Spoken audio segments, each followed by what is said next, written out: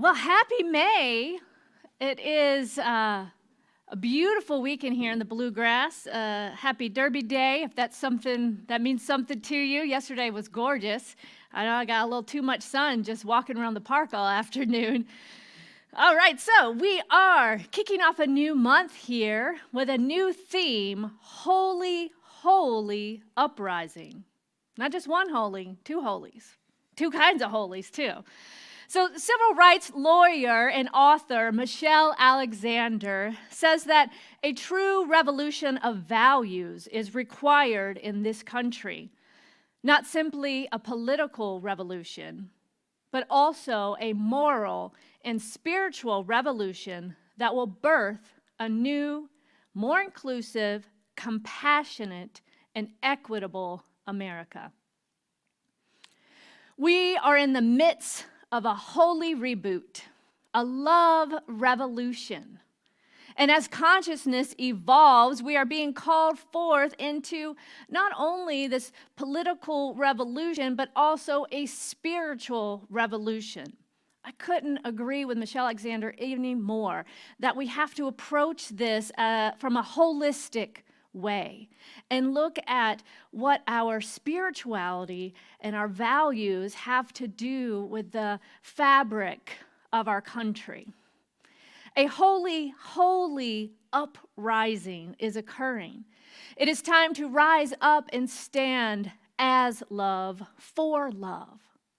To rise up and take a stand for the embodiment of this principle and idea of oneness. Not just talking spiritual platitudes, but actualizing our spirituality in our everyday lives through how we show up as love, as kindness, expressing the divine in a way that only we can, because we are each a unique expression of the one. So we dwell in the oneness of God, even when conditions or appearances suggest an absence of the divine.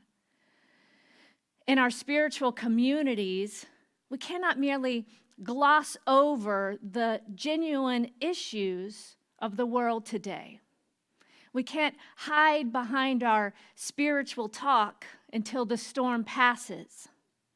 In times of social unrest, our community has the opportunity to apply the teachings of Ernest Holmes and the science of mind and new thought, among others, to find out not only who we are to be, what we are becoming, but what is ours to do, to step into action using the principles of oneness as we allow perhaps uncomfortable topics to actually deepen our spiritual practice and grow our compassion, and then take divinely inspired action in the world. We must step outside of our comfort zone in order to be that vessel for growth. Because what I know from experience, and see if you agree, is that all growth happens on the other side of comfort, right? We have to stretch ourselves a little bit. Be vulnerable, say what needs to be said, even when it's uncomfortable. And that's where the true growth and evolution and expansion occurs. And it calls for us to draw upon that deep well within us, that place of pure potentiality of life, that inner strength that is the power and presence of the universe that dwells within. And to stand up for what we value, and to make decisions in the world such that the world works for all.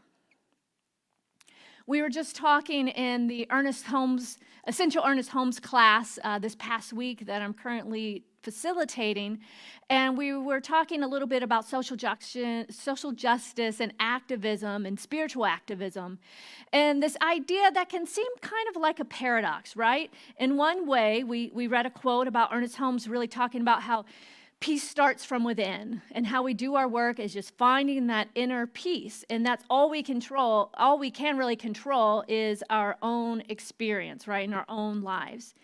Yet then he goes on to encourage us by saying that you and I should form the habit of taking definite time each day to pray for peace with justice. For there is no peace possible without justice.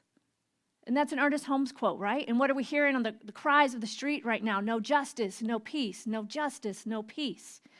So how do we reconcile this idea of finding peace within us and applying that peace as a social justice activist to take a stand in the world as well?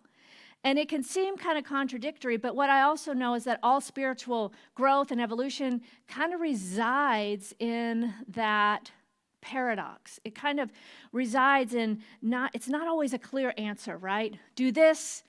I think our brains are so attracted to this idea of like, do these things, be a good person, go to heaven. Do these things, you are bad, go to hell. And there's an oversimplification to that is actually somewhat attractive because you can just say, okay, I'll do this, and this is my path, or do this. But we know as humans, we falter in between that. There's a nuance to our behavior. And so we are contemplating this week, and I invite you to join us as a class, meditating every day and contemplating how this combination of peace within works with justice and seeing peace without as well. And I don't think it's an either or. How I approach life is try to look at things as a both and. So how can we experience peace within and see equity and justice in our world? Because peace is not just about avoiding things so that we don't feel uncomfortable. Peace is not about just not saying or not even like noticing what's going on so that we can remain comfortable. Matter of fact, Dr. Martin Luther King Jr. says, peace is not the absence of conflict, but the presence of justice. Yes, peace begins within.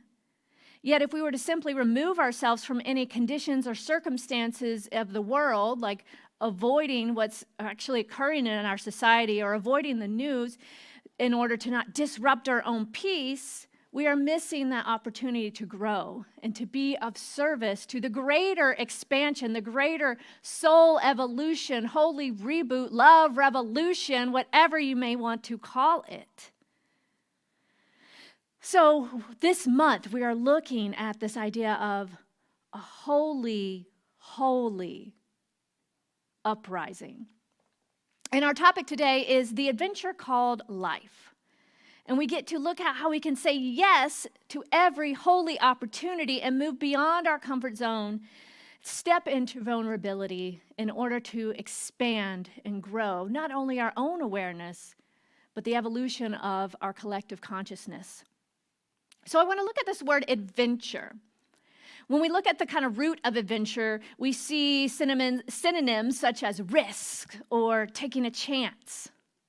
Holy risk are how we often take chances, or what we may call opportunities, to let our spiritual magnificence become our experience. So the word has been associated with risk. However, the Latin root of the word advenire, I'm not going to try to say it. It means to arrive. And this fits perfectly with the leading edge science of mind that Ernest Holmes spoke of in his radio show in the 1950s called Self-Reliance and Your Adventure, wherein he proclaimed, God is our adventure. I love that idea. What does that mean? God is our adventure. Universe, life, spirit is our adventure. Because there's only one thing happening. This divine intelligence is coming into form through each of us. It is the very source and substance found in everything. Then we are holy because spirit, is coming into form by means of us.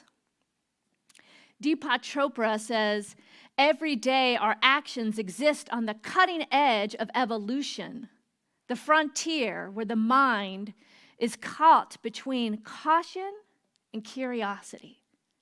Again, it's that kind of nuanced or paradox where we have to lean into the caution and the curiosity to find that cutting edge of evolution that is being expressed and called upon to be expressed as the collective uprising, this holy, holy uprising, this love, evolution, and revolution that we are in. Caution and curious. There's a fine line there.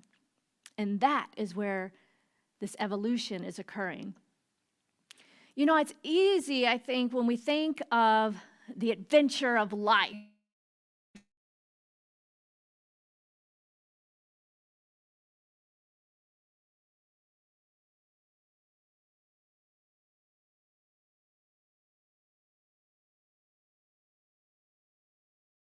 Ways that physical examples of experiencing the adventure of life.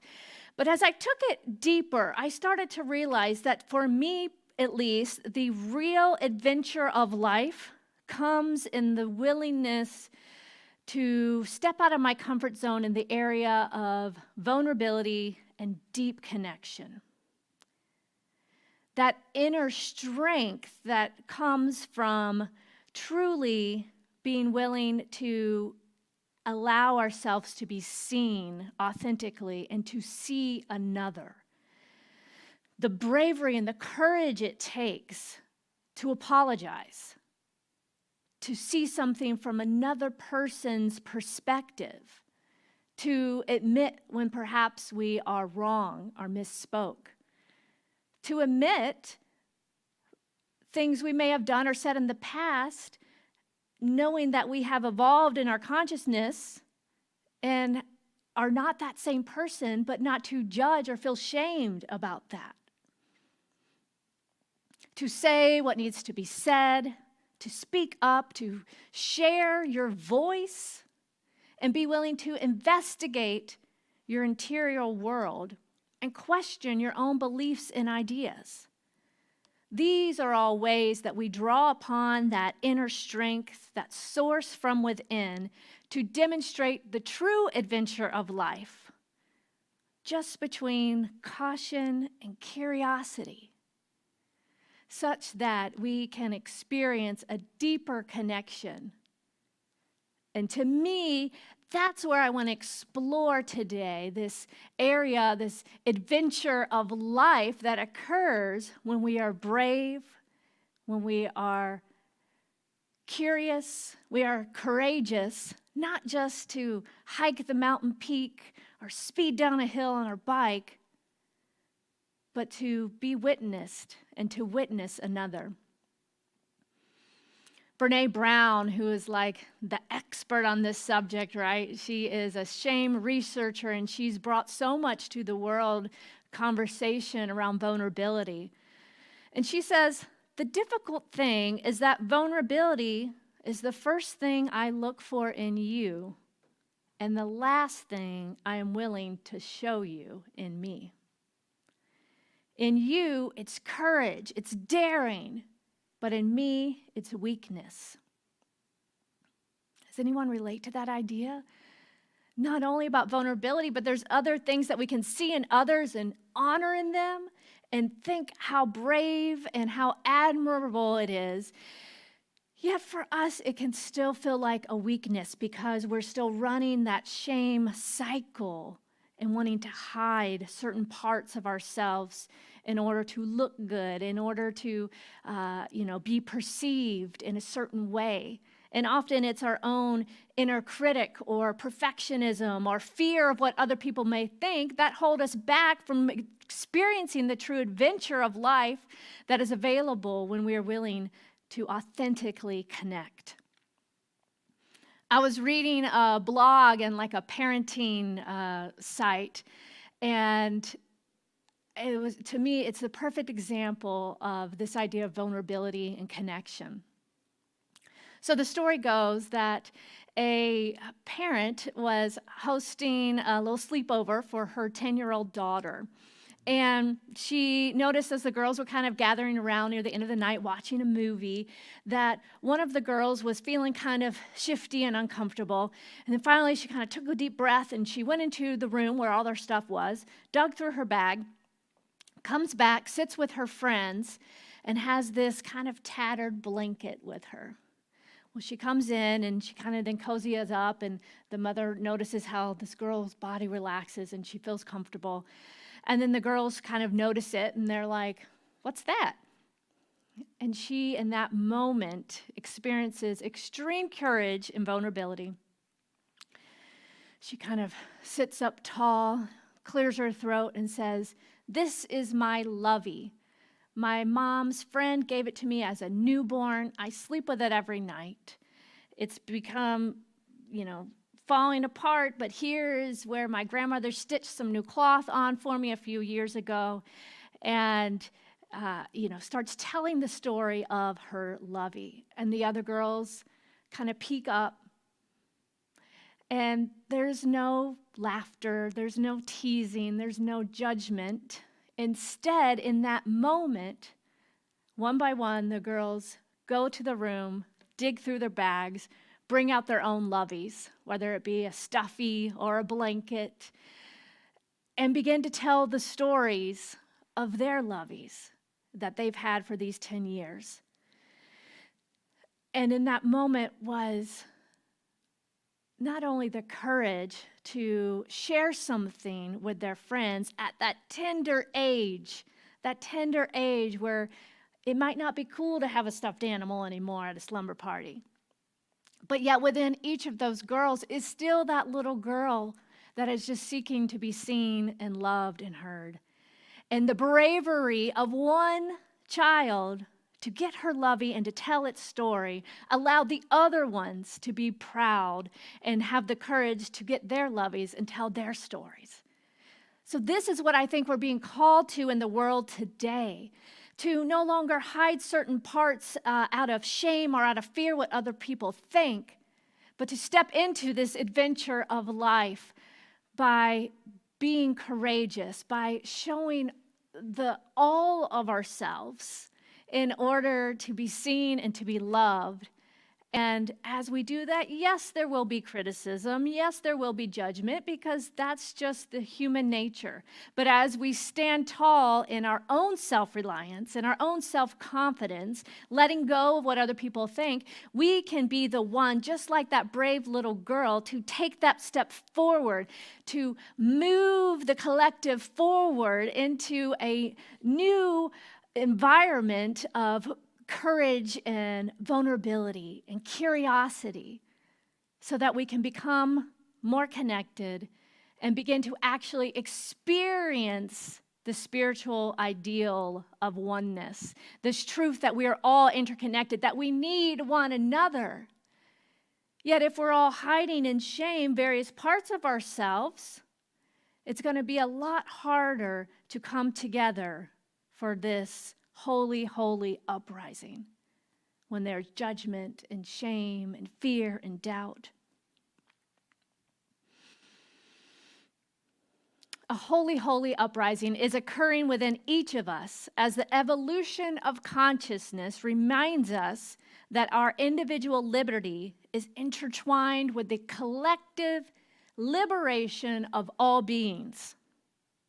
Where in your life are you ready to stretch, to move beyond your comfort zone and discover something new about yourself and your own inner strength and power, to be vulnerable and courageous amidst the uncertainty of life? Dr. Holmes says, there is an inner urge in our minds to grow, to expand, to break down barriers of previous limitations, and to ever widen our experience. This persistent urge is the divine influence and irresistible force that constitutes the greatest impulse in human experience. Growth and expansion are the natural way of the universe. So we can either get on board for that growth or we can be in resistance. You always have choice. But one way is going to be a lot more difficult if you are resisting that natural urge within. We are always growing and expanding and capable of sharing new ideas with the world if we are willing. Being bold and stepping out into our comfort zone is a revolutionary way of being in this world and accepting that we are capable of changing more than we may be willing to admit. This puts the ball in our court. Are we going to get in the game, or are we going to stay on the sidelines and just watch the adventure of life occurring around us? Be bold. You are capable of making a difference, of standing in your own power and digging into that deep well of strength within, because you are all of life. And the very essence and nature and source of life is expressing in, as, and through you right here, right now.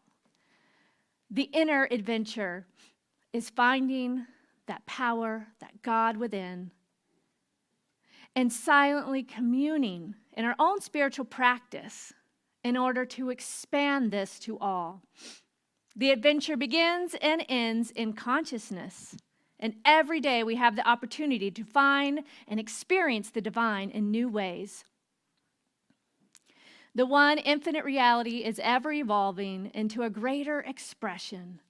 With this awareness, we can engage, experience, step up and out as a divine expression of life. So I invite you this week to investigate the ways you are holding yourself back from this adventure called life. To investigate your own fears. Are you afraid of being seen? Afraid of conflict? Afraid to be vulnerable? In what ways do you perhaps perpetuate the idea of separation when it comes to thinking about others or yourself? How can your actions more align with a belief in oneness and interconnection? The invitation this week is to reorient yourself to your divine nature, your divine heritage and birthright. That is freedom, that is peace, that is joy, that is power. Become aware of what you desire for yourself and the world, and notice when that fear is arising so that you can be bold and step into life with the fullness backed completely by the power of the universe, because that power is who you are. Spend time in silence and listen. Be willing to stretch beyond your comfort zone. This is the adventure of the day. Step up and out as your spiritual magnificence and reconcile the divine unfoldment or evolution with your own enthusiastic participation with life. And when we do this in community, together, we magnify the effects and we share the benefits with all. So let's do this thing called life with full-on adventure. Not just jumping off cliffs, but being vulnerable and showing our lovies and letting ourselves be seen and seeing others with love. Let's take this into prayer.